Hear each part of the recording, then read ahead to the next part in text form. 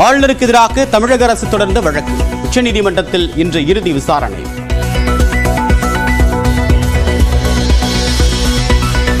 வள்ளுவரை யாரும் கபலீகரம் செய்யாமல் பார்த்துக் கொள்ள வேண்டும். அழகப்பா பல்கலைக்கழகத்தில் சிலையை திறந்து வைத்து முதலமைச்சர் மு.க. ஸ்டாலின் பேச்சு. குறள் நெறி பின்பற்றப்பட்டால்தான் தமிழ்நாடும் காப்பாற்றப்படும், உலகமும் காப்பாற்றப்படும். அப்படி காப்பாற்றப்படணும்னா வள்ளுவரை யாரும் கபலீகரம் செஞ்சிடாம பார்த்துக்கணும். வள்ளலார் போன்ற தமிழ் மண்ணில் சமத்துவத்தை பேசின மாமனிதர்களை களவாட ஒரு கூட்டமே இன்றைக்கு சிதை செஞ்சுக்கிட்டு இருக்கு. அதுக்கு எதிரான காவல் அரணாக ஒவ்வொரு தமிழரும் இருக்கணும். அமெரிக்காவில் பிறப்பவர் அனைவருக்கும் அமெரிக்க குடியுரிமை கிடையாது. அதிபர் டிரம்பின் அதிரடி உத்தரவால் தவிக்கும் இந்தியர்கள். நிதி மேலாண்மை குறித்து தங்கம் தென்னரசு பாடம் எடுக்க தேவையில்லை என்று அதிமுக பொதுச் செயலாளர் இபிஎஸ் பதில். 4 ஆண்டு கால ஆட்சியில் கடன் வாங்குவதில் திமுக அரசு சாதனை படைத்திருப்பதாகவும் குற்றச்சாட்டு. நான் ஏற்கனவே சட்டமன்றத்தில் தமிழகத்தினுடைய நிதி நிலையை பற்றி குறிப்பிட்டேன். அப்பொழுது அதற்கு தகுந்த விளக்கம் அளிக்காமல் நேற்றைய தினம் ஒரு மலுப்பனான பதிலை அறிக்கையின் வாயிலாக தெரிவித்திருக்கின்றார். மக்களுக்கு பாதிப்பு இல்லாமல் பரந்தூரில் விமான நிலையம் அமைக்கப்படும் என்று தமிழ்நாடு அரசு உறுதி. பன்னூரை விட பரந்தூரில் விமான நிலையம் அமைப்பதே எதிர்கால வளர்ச்சிக்கு உதவும் என்றும் விளக்கம். டங்ஸ்டன் விவகாரத்தில் இன்று மகிழ்ச்சி தரக்கூடிய செய்தி வரும் என்று தமிழக பாஜக தலைவர் அண்ணாமலை பேட்டி. பாஜகவினர் டெல்லி அழைத்து செல்வோர் போராட்டக் குழுவினரே அல்ல என்று அரிட்டாப்பட்டி மக்கள் குற்றச்சாட்டு. ஒரே நேரத்தில் 6 கோள்கள் அணிவகுக்கக்கூடிய அதிசய நிகழ்வு வானில் இன்று அரங்கேறுகிறது. சென்னை பிர்லா கோளரங்கத்தில் 25ஆம் தேதி வரை பொதுமக்கள் பார்ப்பதற்கு ஏற்பாடு. மிகவும் பாதுகாப்பான மாநிலமாக கருதுவதால் தான் வடமாநில பெற்றோர்கள் தங்களுடைய மகள்களை படிப்புக்காக தமிழ்நாட்டுக்கு அனுப்புகின்றனர். சென்னையில் ராஜ்பவனில் நடைபெற்ற விழாவில் ஆளுநர் ஆர்.என். ரவி பேச்சு. கோமியம் அமிர்த நீர் என்று முன்னாள் ஆளுநர் தமிழிசை பேச்சு. மாமிசத்திற்கும் கழிவுக்கும் வித்தியாசம் தெரியாதது மிகப்பெரிய கொடுமை என்று செல்வ பெருந்தகை விமர்சனம்.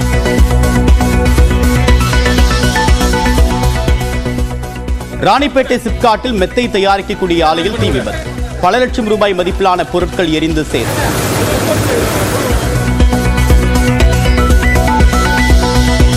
இலங்கை கடற்படையால் கைது செய்யப்பட்ட ராமநாதபுரம் மீனவர்கள் 41 பேர் விடுதலை. கொழும்பில் இருந்து விமானம் மூலமாக சென்னை வந்தடைந்தனர்.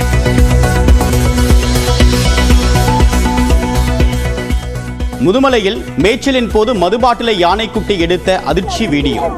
சுற்றுலா பயணிகளின் பொறுப்பற்ற செயலால் மாசுபடும் காடுகள்.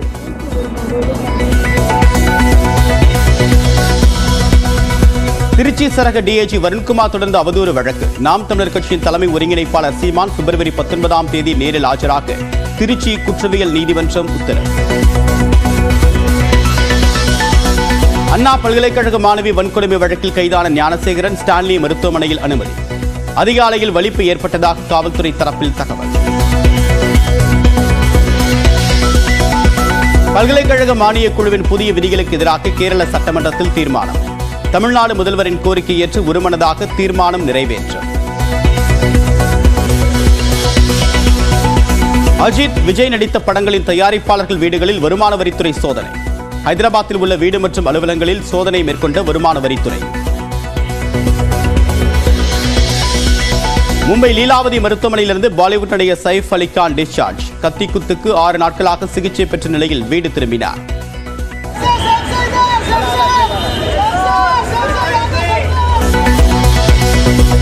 மாநிலத்தின் கல்வி உரிமையை மீட்கக்கூடிய சட்ட போராட்டம் தொடரும் என்று முதலமைச்சர் மு.க. ஸ்டாலின் தெரிவித்திருக்கிறார். 2 நாட்கள் பயணமாக சிவகங்கை சென்ற முதலமைச்சர் மு.க. ஸ்டாலின் காரைக்குடி அழகப்பா பல்கலைக்கழகத்தில் நடந்த விழாவில் பங்கேற்றார். முன்னாள் மத்திய நிதியமைச்சர் ப. சிதம்பரத்தின் சொந்த நிதியில் 12 கோடி ரூபாய் மதிப்பில் கட்டப்பட்ட லட்சுமி வளர்த்தமிழ் நூலகத்தை அவர் திறந்து வைத்தார்.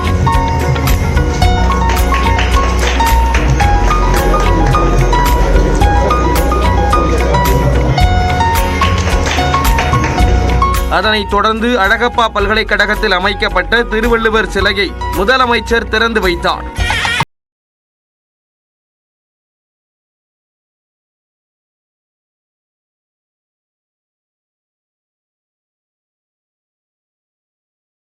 ஆற்றிய முதலமைச்சர் மு.க.ஸ்டாலின் தமிழர்களின் ஈகைக்கு அடையாளமாக வாழ்ந்தவர்தான் அழகப்பர் என புகழாரம் சூட்டினார். திருக்குறளை பின்பற்றினால்தான் தமிழகமும் உலகமும் காப்பாற்றப்படும் என்று கூறியவர் வள்ளுவரை யாரும் கபலீகரம் செய்யாமல் பார்த்துக் கொள்ள வேண்டும் என தெரிவித்தார்.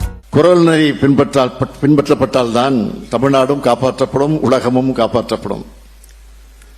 அப்படி காப்பாற்றப்படணும்னா வள்ளுவரை யாரும் கபலீகரம் செஞ்சிடாம பார்த்துக்கணும். வள்ளலார் போன்ற தமிழ் மண்ணில் சமத்துவத்தை பேசின மாமனிதர்களை களவாட ஒரு கூட்டமே இன்றைக்கு சிதை செஞ்சுக்கிட்டு இருக்கு. அதுக்கு எதிரான காவல் அரணாக ஒவ்வொரு தமிழரும் இருக்கணும். திராவிட மாடல் அரசு கல்விக்கு செய்து வரும் திட்டங்களை பட்டியலிட்ட முதலமைச்சர் தனக்கு கிடைத்த நூல்களை பல்வேறு நூலகங்களுக்கு அனுப்பியிருப்பதாக கூறினார். அந்த வகையில் வளர்த்தமிழ் நூலகத்திற்கும் உதவிகள் செய்யப்படும் என்று உறுதியளித்தார். நூலகத்தை சுற்றி பார்த்துக் கொண்டிருந்த போது அண்ணன் ப. சிதம்பரத்தில் நான் சொன்னேன், இந்த நூல் நிலையத்திற்கு நானும் புத்தகம் அனுப்பி வைக்கிறேன் என்று சொன்னேன். அப்படியா, மகிழ்ச்சி, அனுப்புங்கள் என்று சொன்னார். 1000 நூல்களை முதல் கட்டமாக நான் தனிப்பட்ட முறை அனுப்பி வைப்பது என்பது வேறு.